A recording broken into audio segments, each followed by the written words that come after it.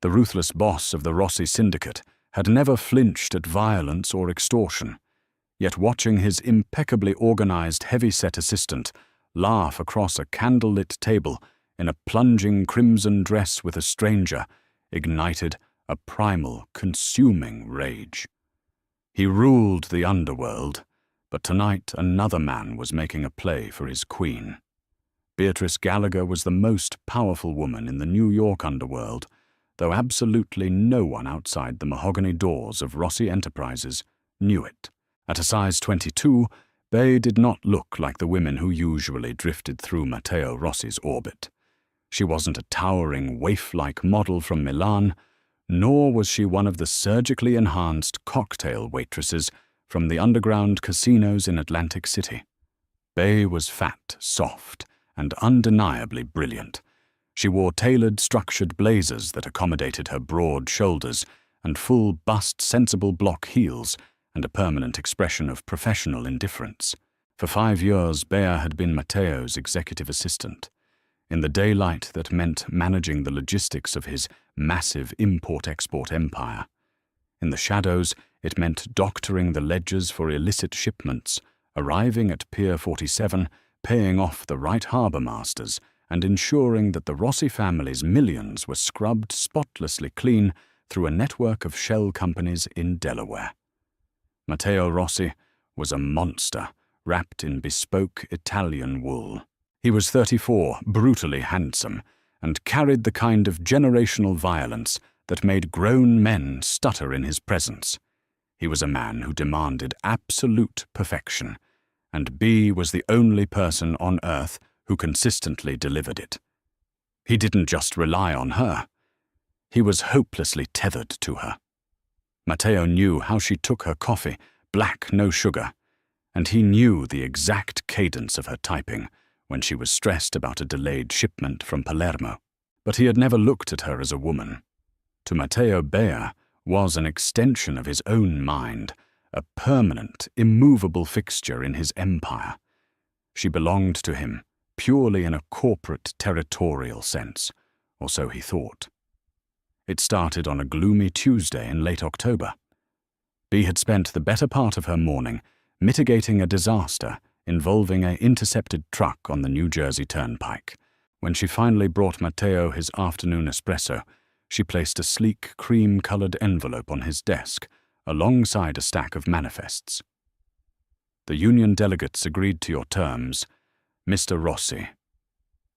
Bey said, her voice smooth and devoid of inflection. And I'll be leaving precisely at 5 o'clock this Friday.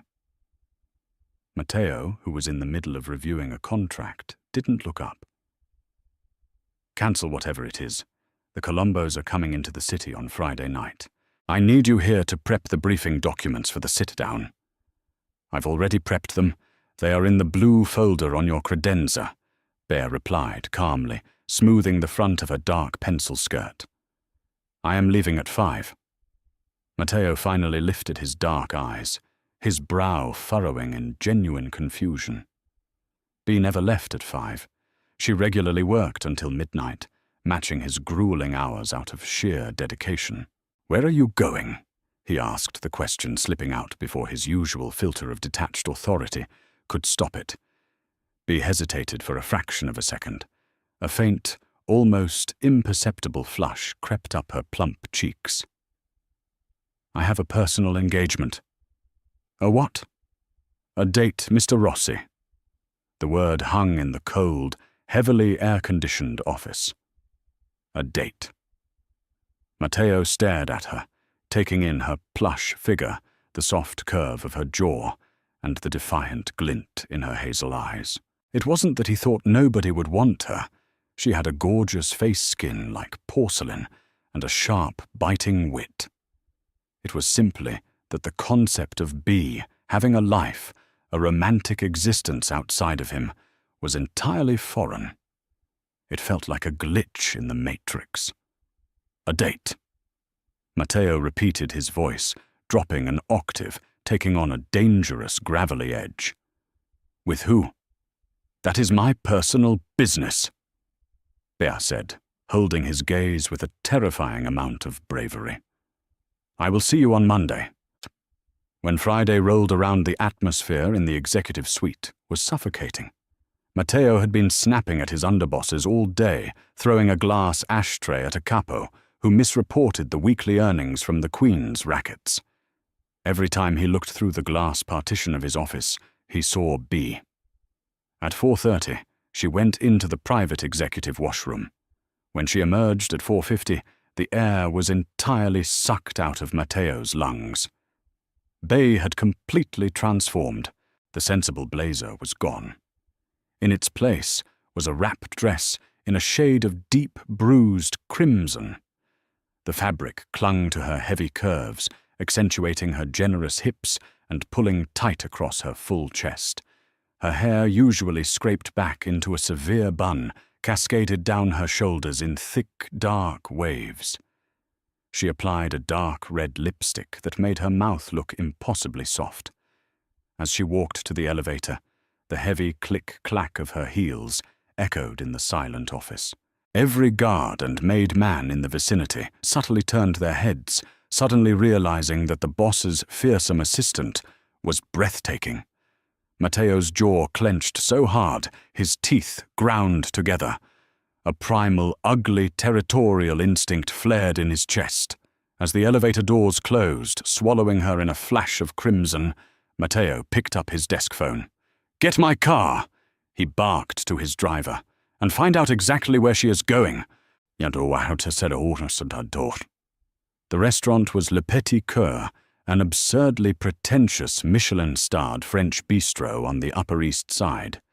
It was the kind of place where the lighting was deliberately dim, the champagne cost more than a car payment, and the waiters moved with the silent efficiency of ghosts. B sat in a velvet booth, feeling a strange mixture of exhilaration and severe anxiety. Sitting across from her was Arthur Pendleton, an actuary she had matched with on a dating app. Arthur was perfectly nice. He was balding slightly, wore wire-rimmed glasses, and had spent the last 20 minutes talking about municipal bonds. He wasn't thrilling, but he was safe. He was legal.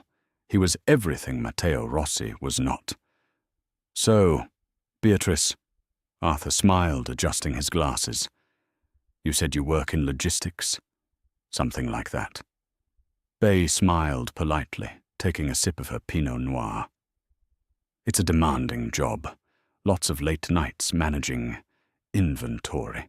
"Well, you must be very good at it," Arthur said, his eyes dropping briefly to her cleavage before darting back to her face, a nervous flush on his neck. "You look absolutely stunning tonight, by the way. Red is definitely your color." "Thank you, Arthur," Bea said, genuinely touched. She knew she was a big woman, and she carried her weight with pride, but a compliment still felt warm. She laughed at something mildly amusing, he said, her head throwing back slightly, exposing the long column of her throat. From across the dining room, sitting in the darkest corner booth, Matteo Rossi watched that laugh. He was supposed to be having a highly sensitive sit-down with Victor Kozlov, the head of the Bratva's Brooklyn faction. Victor was currently explaining the terms of a new shipping route, his heavy Russian accent rumbling over the sound of clinking silverware. Matteo didn't hear a single word. His dark eyes were locked onto B. The sight of her in that red dress, smiling for another man, was a physical torment. He watched the way the actuary, who looked like a stiff breeze, could knock him over, leaned in closer to his bay. He watched the man's eyes linger on the soft, plush swell of her breasts. A dark, violent jealousy erupted in Matteo's bloodstream, burning hot and thick. It wasn't just possessiveness over an employee. It was a sudden, jarring awakening. He wanted her. He wanted the soft curves of her body. He wanted that sharp mind entirely focused on him. And he wanted to wrap his hands around the throat of the pathetic little man sitting across from her.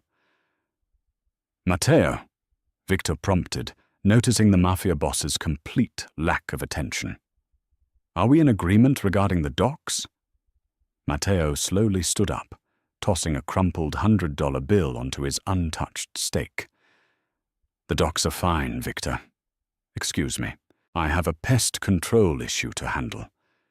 Bea was just reaching for a piece of bread when the temperature at her table seemed to drop 10 degrees. The ambient chatter of the restaurant faded into a nervous hush. A large shadow fell over the white tablecloth. Bea looked up, and the breath completely left her body. Standing next to their table was Matteo. He was wearing a custom black Tom Ford suit, his hands tucked casually into his pockets, but his eyes were entirely feral.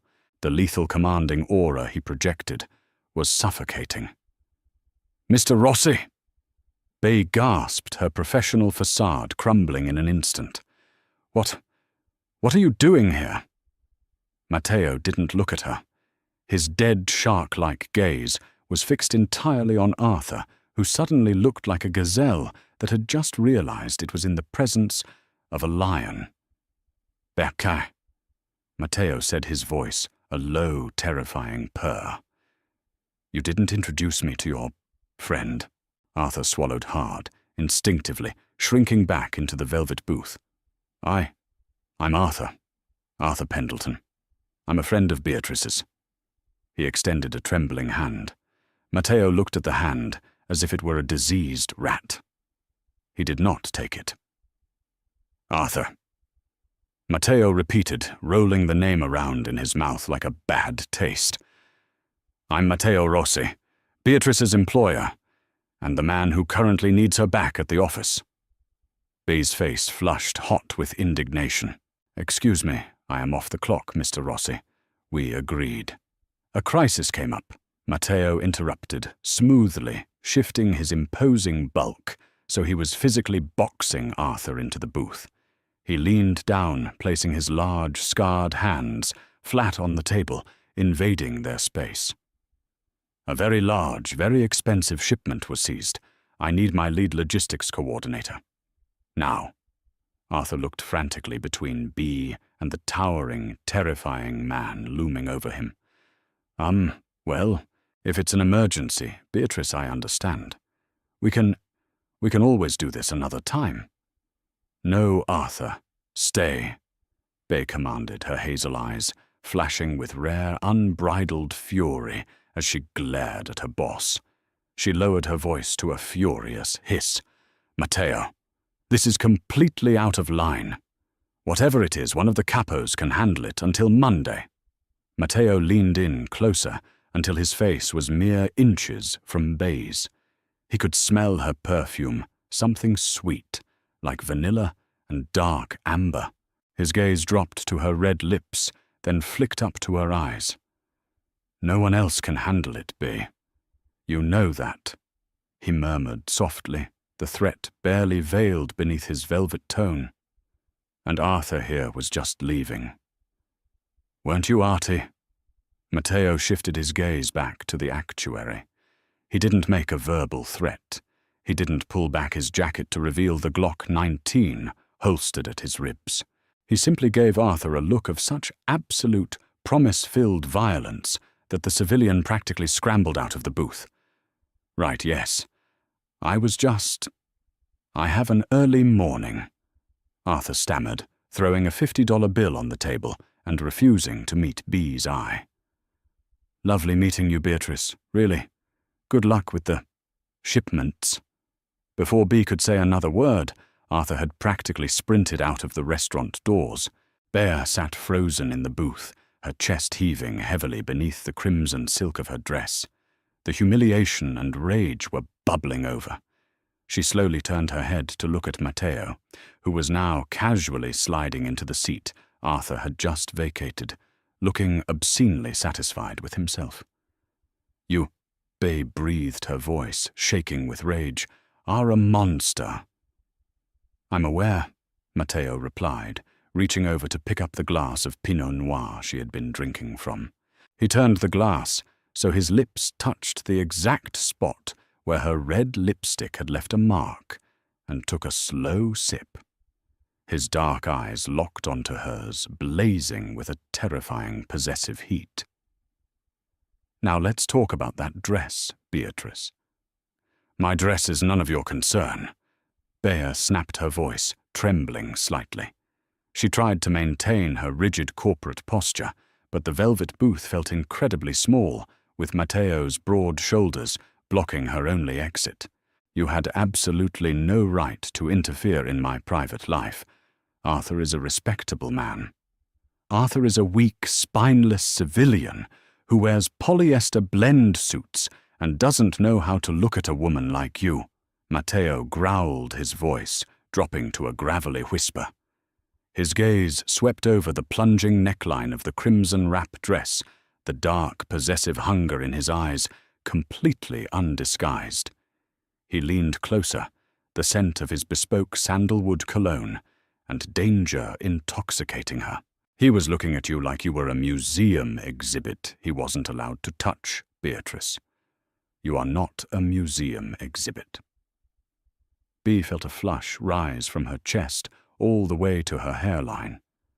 For 5 years, she had buried her attraction to the ruthless mob boss under piles of spreadsheets and legal briefings. She was the fat, efficient assistant. He was the untouchable, lethal king of New York. The lines were drawn in permanent ink. But tonight, Matteo was violently scribbling outside of them. I am your employee, Mr. Rossi, Bea said, firmly gripping her clutch purse. And I am going home. You are coming with me, Matteo countered his tone, leaving no room for negotiation. I wasn't lying about the shipment, and I'm not leaving you on the street in that dress where any desperate idiot can look at what belongs to me. Bea's breath hitched. What belongs to me? Before she could process the weight of that statement, Matteo slid out of the booth, towering over her. He offered his hand. For a moment, Bea considered refusing, but the lethal glint in his dark eyes told her he was fully prepared to throw her over his shoulder and carry her out of the Michelin-starred restaurant. She placed her soft, manicured hand in his large, scarred one. The heat of his skin sent a jolt of electricity straight down her spine. He didn't let go. Matteo pulled her firmly against his side, his arm wrapping around the plush curve of her waist, anchoring her heavy hips to his thigh as they walked out of Le Petit Coeur. The maître d' visibly cowered as they passed, practically bowing as he held open the heavy oak doors. The crisp October air hit Bea's face, cooling her flushed cheeks. Lexington Avenue was relatively quiet at this hour, bathed in the amber glow of streetlights. Half a block down, Matteo's armored black Maybach S-Class sat idling at the curb, his driver Dominic standing at attention by the rear door. I can take a cab, Bea protested weakly, though she made no move to pull away from the heavy, comforting weight of his arm around her waist. You're getting in the car, Bea, Matteo said, his voice softening just a fraction. He reached out his thumb, gently brushing a stray dark curl away from her cheek. The tenderness of the gesture was so foreign, so deeply out of character for the monster she worked for, that Bea froze. You look beautiful tonight.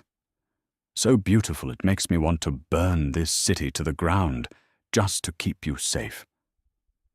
He was looking at her lips, his head tilting down.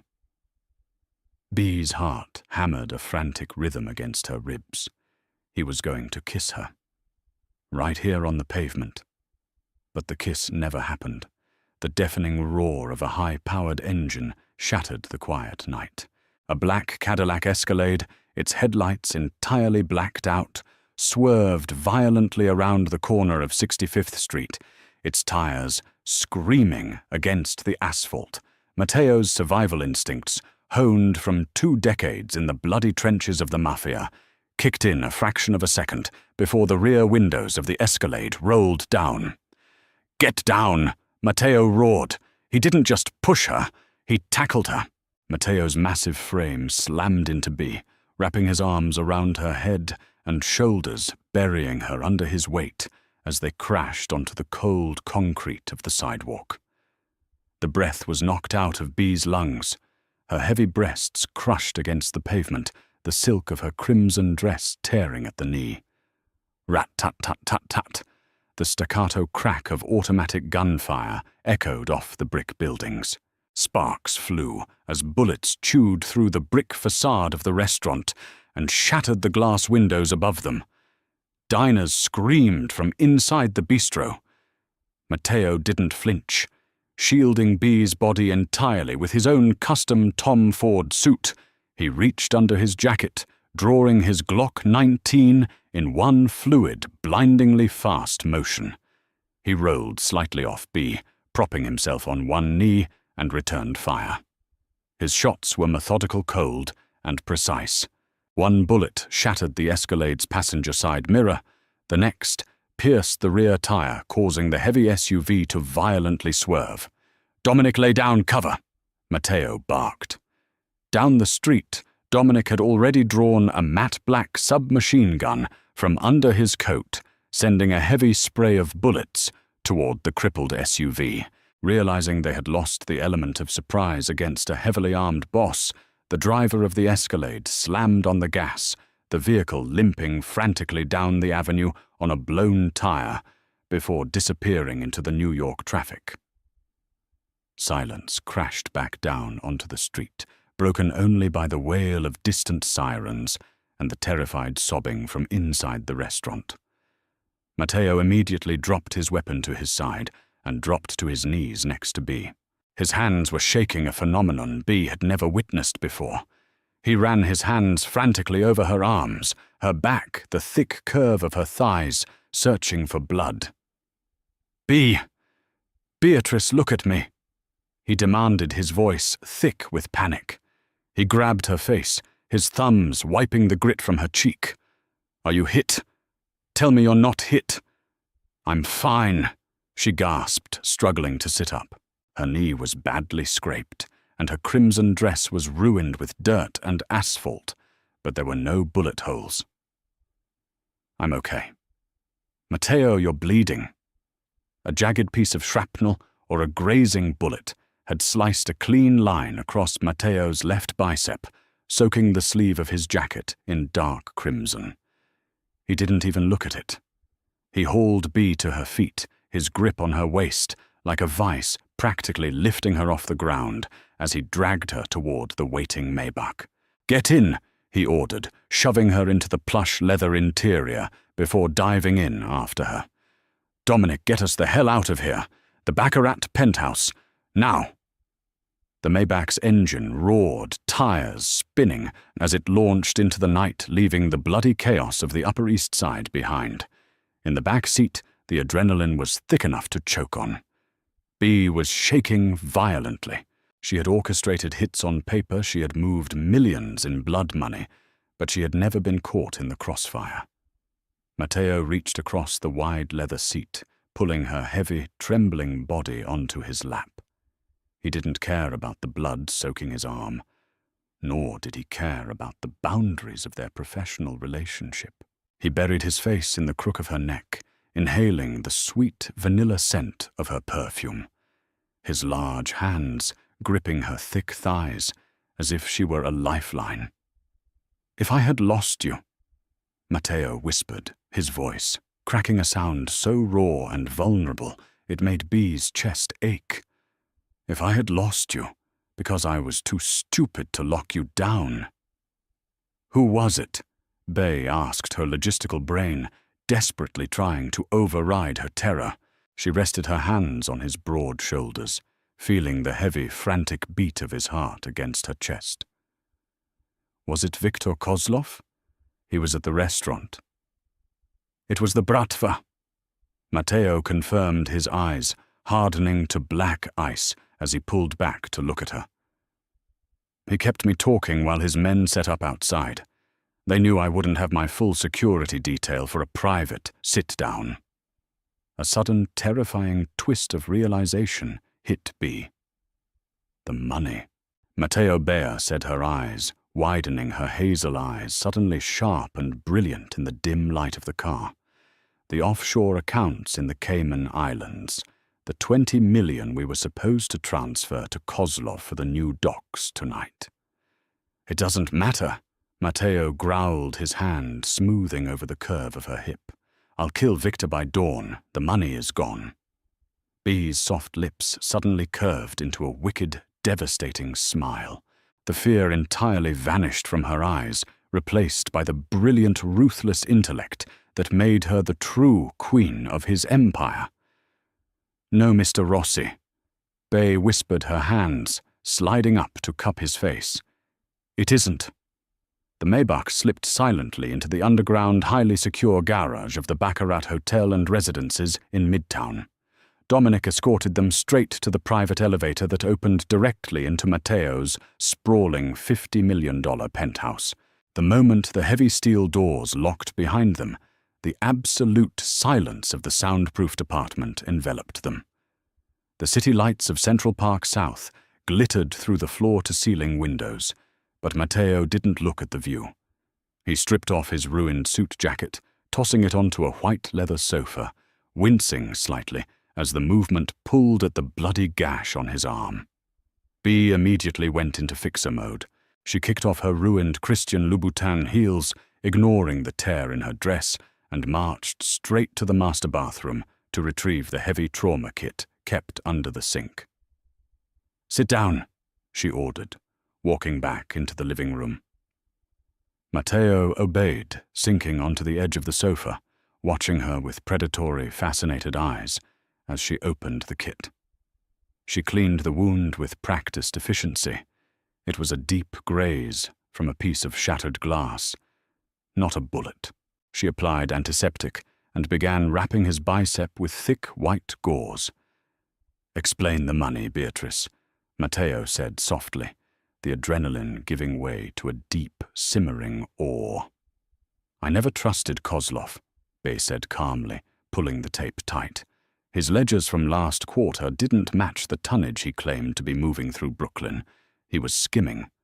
"I knew if you went to that sit-down tonight, he would try to blindside you." Matteo stared at her. "So what did you do?" "I set up a ghost account through a shell company in Zurich," Bey explained, looking up into his dark eyes. "When I left the office at 5, I didn't authorize the transfer to the Bratva. I wired the 20 million into our Zurich account and locked the encryption. Kozlov's men probably hit us because he checked his accounts during your dinner and realized he was empty-handed. I stole his money, Matteo." Matteo let out a low, breathless laugh, running his uninjured hand through his dark hair. She was a genius. A ruthless, brilliant, devastatingly gorgeous genius. "You went on a date with an actuary," Matteo murmured, reaching out to grip her waist, pulling her between his spread thighs. "Knowing the Bratva was going to declare war on me tonight. Arthur was an alibi and a distraction." Bee admitted, her voice softening, her hands coming to rest on his broad, muscular chest. She looked down, suddenly feeling deeply vulnerable. "I knew you were watching me. I knew you had me followed. I wanted you to see me." "Why?" Matteo asked, his hands sliding up the soft, heavy curve of her hips, pulling her flush against his groin. "Because I was tired of being invisible to you," Bee whispered, a tear finally escaping and tracking down her cheek. "I run your empire, Matteo. I bleed for this family. But to you I was just a machine in a blazer. The fat girl who balances the books." "Don't ever call yourself that," Matteo snarled fiercely, his hands gripping her thighs through the torn silk of her dress. He pulled her down onto his lap, uncaring of his injured arm. He buried his hands in her thick, dark hair, forcing her to look into his blazing eyes. "You think I don't see you? I haven't looked at another woman in 5 years, Beatrice. Not since the day you walked into my office." Bee's breath hitched. "Matteo, I didn't touch you because you were the only pure thing in my filthy, violent life," he confessed, his voice thick with raw emotion. "I thought if I tainted you with this, with me, you would leave." But watching that pathetic little man look at your body tonight, it broke me. You are mine, Bear. Every brilliant thought in your head, every soft curve of your body, it belongs to me. He didn't wait for permission this time. Matteo crushed his mouth to hers. The kiss was explosive tasting of expensive wine adrenaline and years of repressed, agonizing desire. Bea groaned, her heavy body melting against his rock-solid frame. Her arms wrapped around his neck, pulling him closer as he ravaged her mouth. Matteo's hands were everywhere, worshipping her. He slid his large palms up her ribs, marveling at the soft, plush weight of her breasts, groaning into her mouth. He loved the thickness of her thighs, the generous curve of her belly, the absolute, undeniable femininity of her shape. He had never felt a woman who fit so perfectly against him. "You're perfect," he gasped against her jaw, kissing a burning trail down her throat. "Dio, you are so beautiful." "Matteo." She breathed her fingers, tangling in his dark hair, entirely surrendering to the heat of the Mafia king she had loved in secret for half a decade. "What about Kozlov?"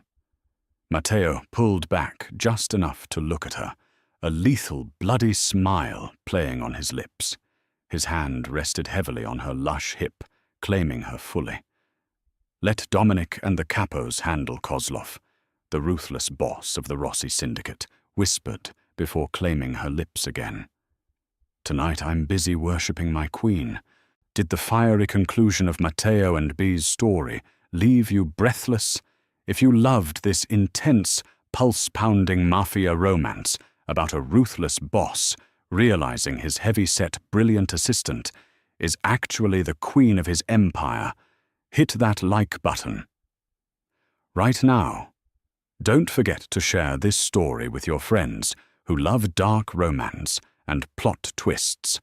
Subscribe to our channel and ring the bell so you never miss another steamy, thrilling drama. See you in the next video.